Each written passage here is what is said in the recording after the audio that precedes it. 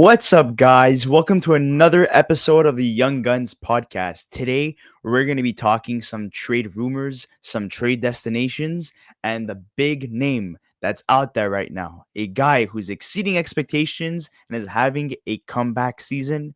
The man, the myth, the legend, Mr. Erik Karlsson of the San Jose Sharks, who currently is the best leading defenseman in the NHL with 30 points in 22 games, and he's shy of beating his record last season where he had a total of 35 points in 50 games. And we spoke about this in a past video where we do believe that there's a very good chance he will win the Norris this season. And a lot of people were not expecting that heading into the season. But now, with him being so dominant on a poor team, will contending teams or a team looking to add a guy like Carlson be interested in trying to trade for him? Yeah, well, I think what's interesting too about Erik Karlsson's case is the fact that, sorry, my hair is like all fucked up. I apologize, guys, but no, it's just basically one of the things that's interesting about Erik Karlsson is just the fact that, like, at the end of the day, this is a guy that over the last couple of years hasn't really played to the standard that Erik Karlsson is capable of playing at, and we kind of talked about this briefly during his amazing start at the beginning of the season. But in terms of trading Erik Karlsson, I think it's going to be really tough to make a trade like this. I think that if you look at where his cap space is at, he's got 5 years left, including this. Well, 4 years left after this one, at 11.5 million dollars. Sorry, $11 million, and I think that, like, to be honest, it's going to be tough to get him traded, even if a team retains, um, half the salary at $11.5 million.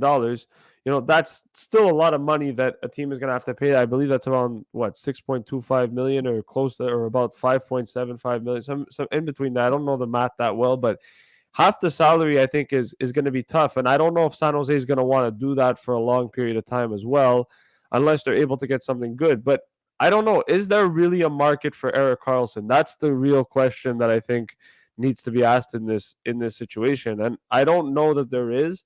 I think that he's a guy that 32 years old, that has played well and has lived up to expectation, and has played up to standards, and maybe a little bit better than people expected, give him credit for. But I don't know. Is there really a market for this guy? That's the real question that I think is needs to be answered. Yeah, and we're gonna get right into it right now. So, Eric Carlson, 32 years old, $11.5 million until 2026-2027 season. He's making himself tradable with, the success he's having in the 2022-2023 season.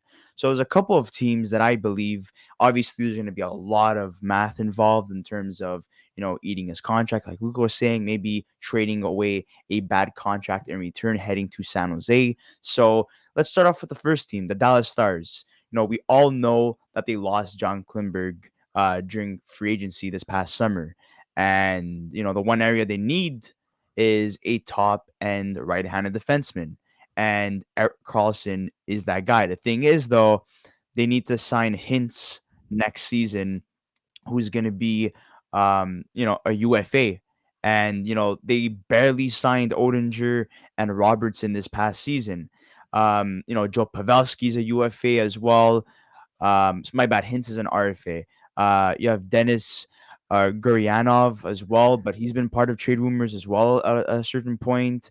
There's going to be a lot of moving parts, but I think it all starts with trading a guy like Anthony Khudobin, getting his contract off the boards, or at least waiting until the end of the season, maybe trading for Carlson during the summer when Khudobin is a UFA. They're gonna have a lot more cap space to work with. So, what are your thoughts on the Dallas Stars? Yeah, they make sense. They're a team that does make sense. I think. Look, you know what? They've got really good offensive defenseman in Miro Heiskanen. I think they like Nils Lundqvist. I think adding a Carlson to kind of do what John Klingberg was last year in Dallas, I think could make a lot of sense. The issue with Dallas is that, like you said, they don't have any cap space. They had trouble signing Robertson and Ottinger last year. But one interesting part is that Joe Pavelski is an unrestricted free agent at the end of the year, and he makes $5.5 million.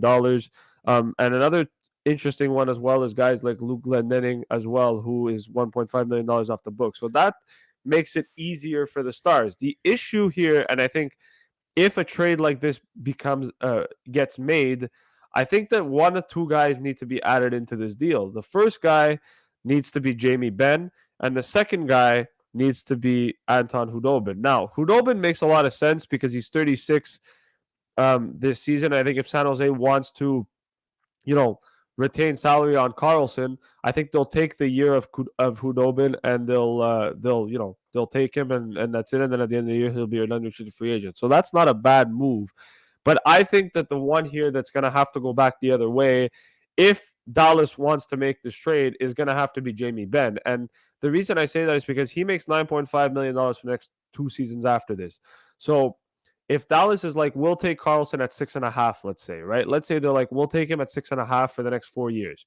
Well, they'll get a defenseman and Karlsson for 6.5 at the next 2 years, but they'll have to move Jamie Benn, which, if you're the Sharks, is not that bad considering, you're still getting a decent offensively gifted player. The question is Dallas going to want to move him? And the other question is, if Dallas does move a guy like Jamie Benn, is San Jose going to want him? And also, he's got a no move clause, which is the other thing that we have to take into consideration when it comes to Dallas and San Jose, because Erik Karlsson's got a no move clause as well, meaning Erik Karlsson basically decides where he wants to go, right? So if Erik Karlsson calls San Jose and San Jose says, hey, listen, we're trying to move you. If Erik Karlsson says, I only want to go to the Montreal Canadiens, let's say, or I just want to go to the Ottawa Senators, he can just tell San Jose, I only want you to make a trade with the Ottawa Senators. And then that's the only team you can make a trade with. So it Yeah, really is a tough situation.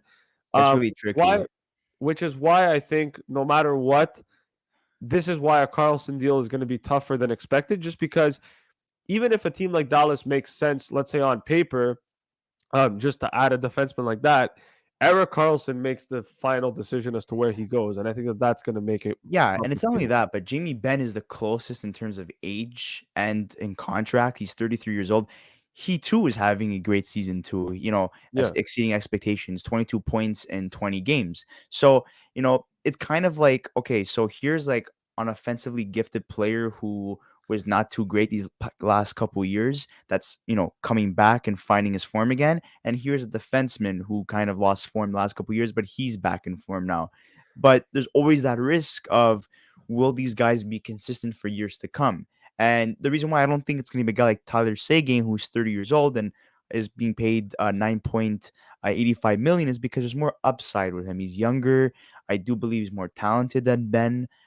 So they're probably going to keep him a little bit longer, and he has an extra year as well. His contract finishes in 2027, 28. So there's that to take into consideration too in terms of money. And I think by then San Jose should be a competitive team, right? So they're going to probably have some young stars to sign, so they don't want to have a guy that's going to be signed for too long, right? So I mean, that's our breakdown in terms of the I Dallas Stars. But you have I have anything else to another add? I have another team that I want to add. I know that we Yeah, we have some teams that were a thing, but I actually just noticed this before. So one team that I think could make a lot of sense, and I think the reason it makes a lot of sense is just because they're most likely not going to keep this guy anyways.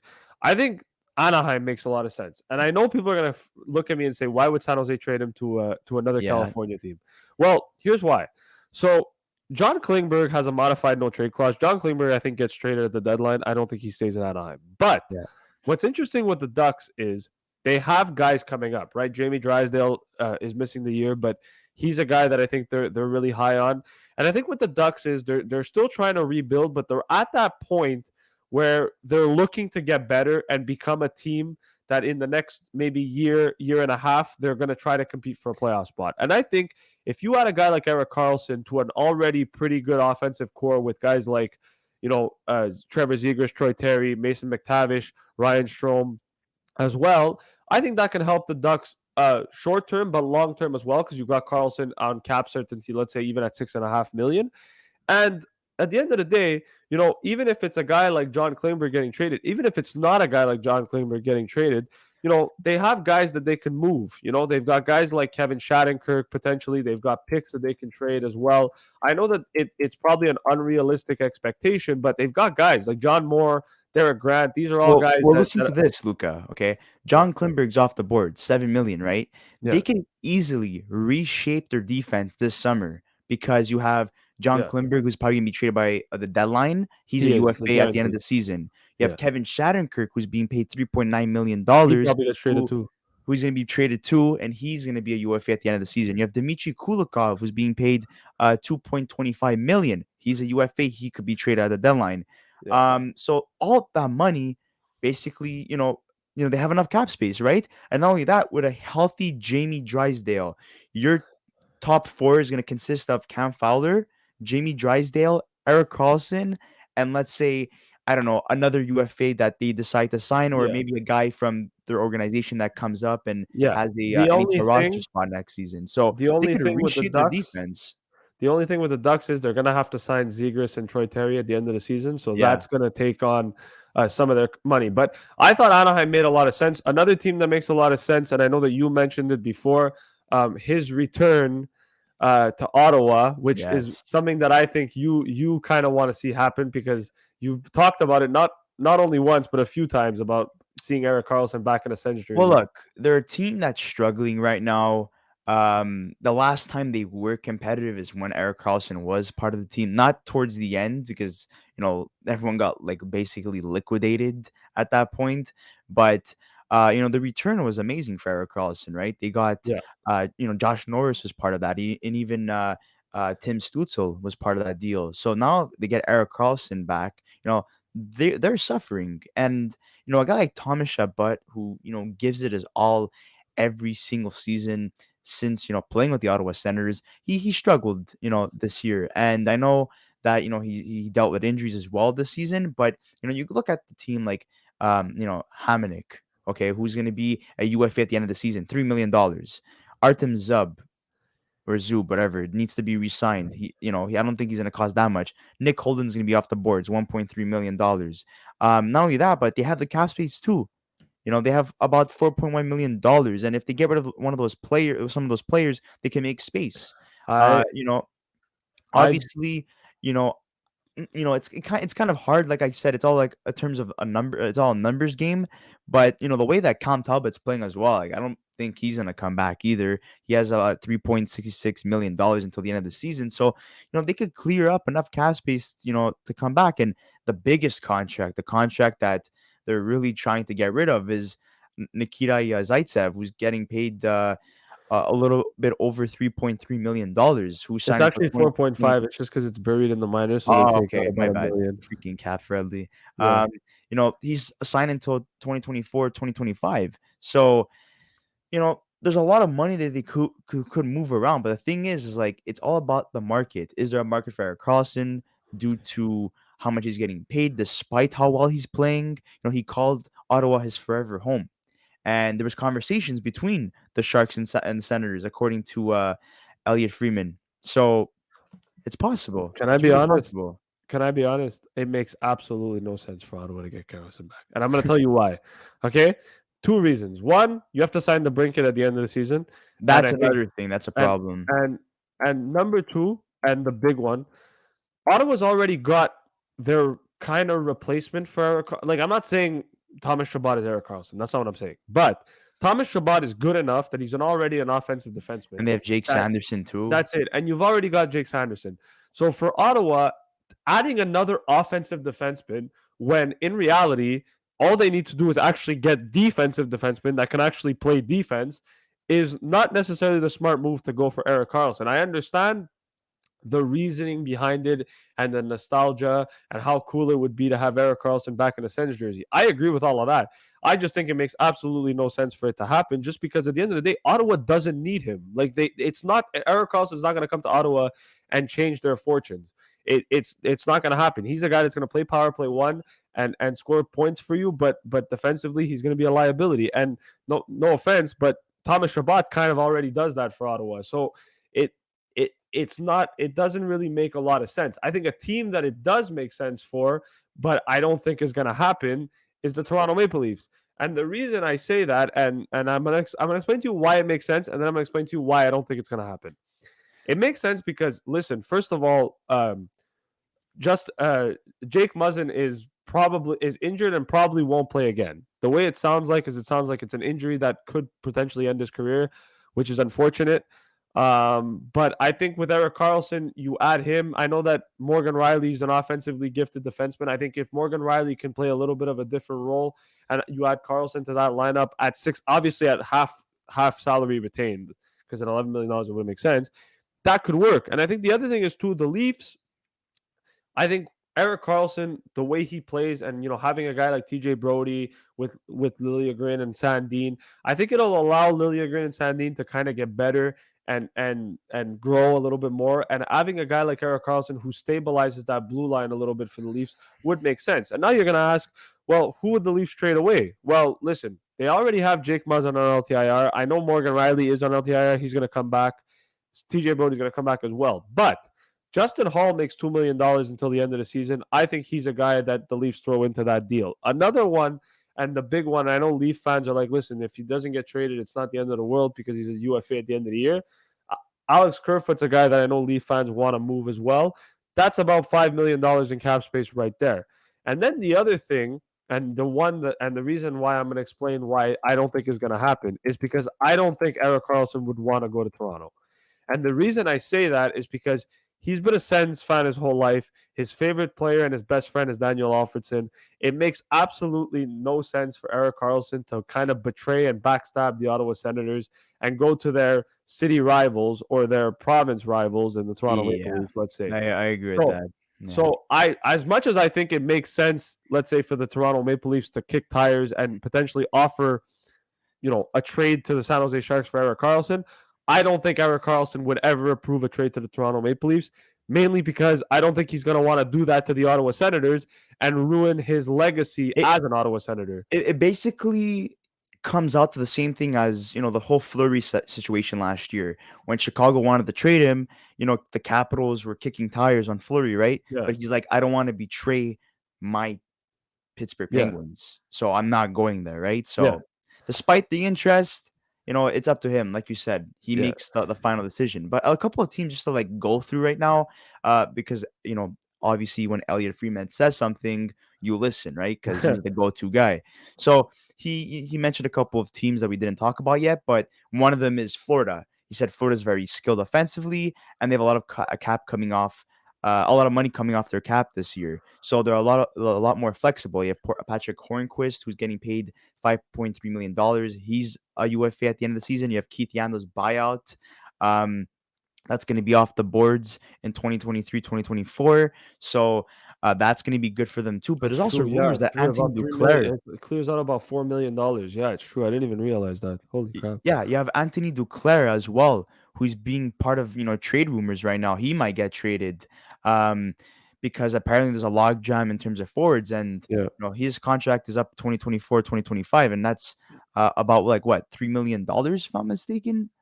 Um, for Duclair, yeah, 3 million. yeah, so there's a lot of money, and let's be honest here, they're weak defensively. You look at their team ever since losing a guy like Mackenzie Weegar, that's hurt them. So, yeah, they added a guy like Brady Kachuk, obviously part of that whole, blockbuster deal.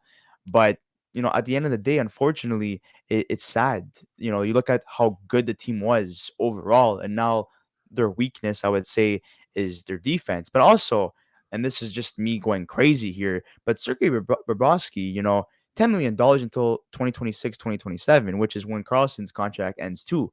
The San Jose Sharks need a starting goaltender because right now it's just not working out.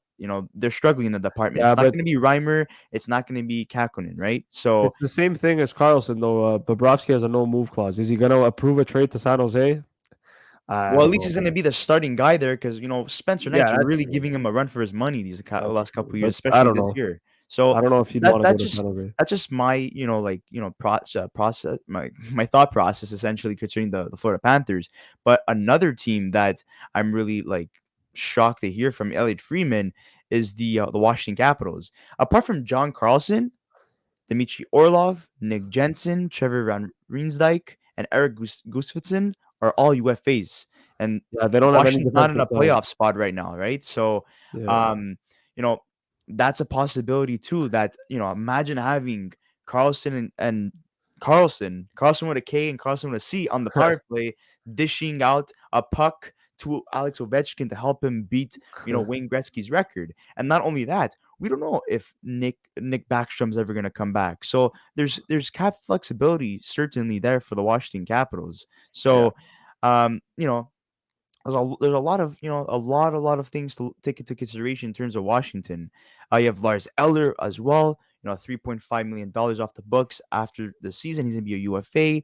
You have Shiri Hathaway. That's $1.5 million off the books past the season. Johansson 1.1 million. Um, Nicholas Kubel as well. That's 1 million Nicola, off the yeah. boards too. You know, Well, I just think like I think this is why this Carlson video makes I like the interest in Carlson. I think it's cool that he's getting interest and there's talks about it. But this is why it makes it so complicated, okay? Because I don't think that there's a market for a guy like Erik Karlsson. I know people are going to call me crazy in the comments and say, "What are you talking about? Look at how well he's playing."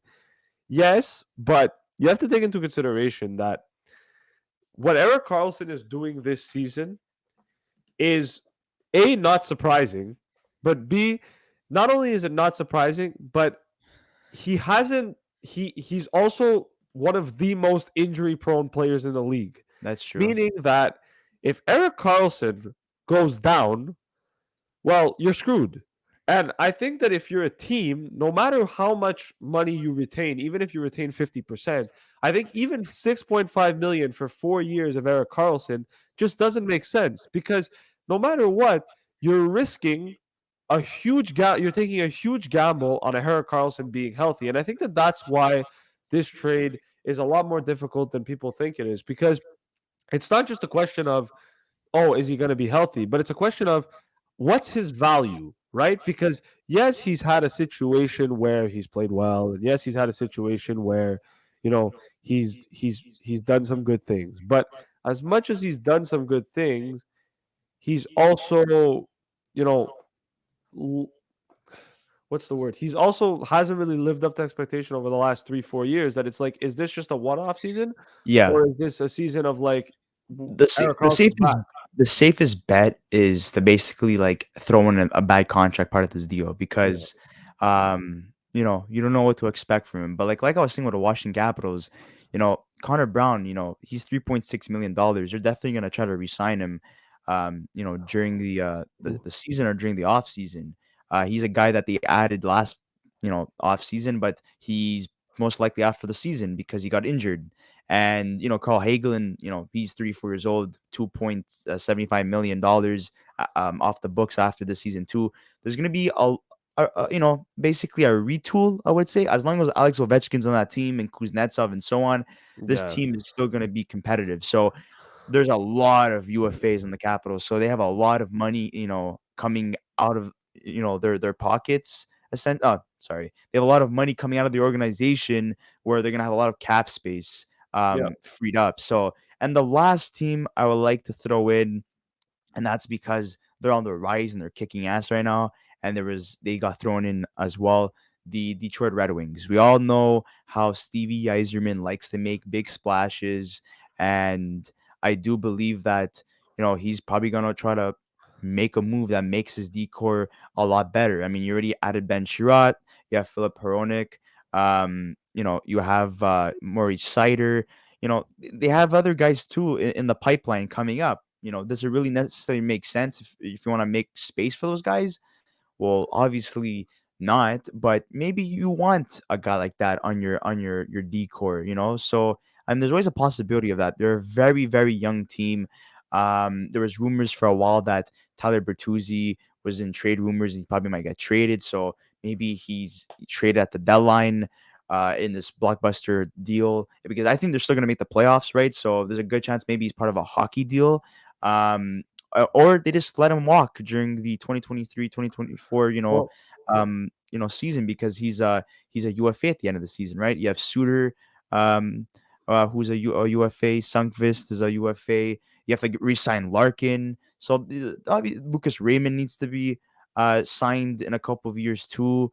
There's Valeno, that's an RFA at the season. There's a lot of things to take into consideration, but like letting a guy like Oli Mata or Wallman, for example, or I can't pronounce this guy's name, but Or still, I think that's how you pronounce his name, Osterley, Jordan Or still, yeah.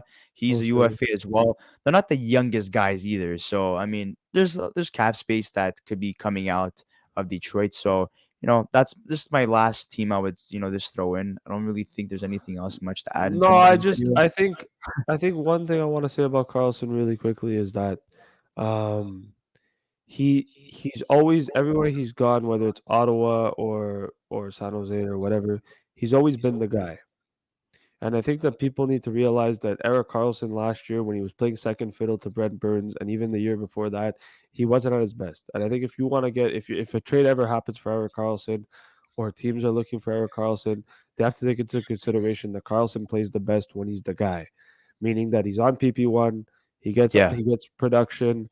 That means Washington automatically and Detroit don't make sense because Yeah, in Washington, he's gonna have to compete with the John other Carlson. Carlson, right? Yeah, And it already happened in San Jose where him and Burns didn't work out, and people thought they were gonna explode together. And then if he goes to Detroit, he's gonna be competing with Moritz Sider. It just doesn't yeah. make So any it's sense in terms of it that. has to be a team that he's the guy, and if he's not going to be the guy, I think it doesn't really make sense Yeah. to acquire him. But that's Yeah, just what I I have to I say. totally agree with that. But guys, we'd like to hear your thoughts in the comment section below. San Jose fans, do you want to get rid of him? What are you expecting in return for Erik Karlsson? Ottawa fans, Red Wing fans, Capital fans, Toronto fans, Dallas fans, we'd like to hear your thoughts. Do you want Erik Karlsson or you want to stay far away from Erik Karlsson and his 11.5 million contract for the next 4 to 5 years? We'd like to hear that in the comment section below. If you haven't subscribed to our channel, don't forget to subscribe to our channel, like this video, and share this video with anyone who loves the sport of hockey. We'll see you on the next episode of the Young Guns podcast.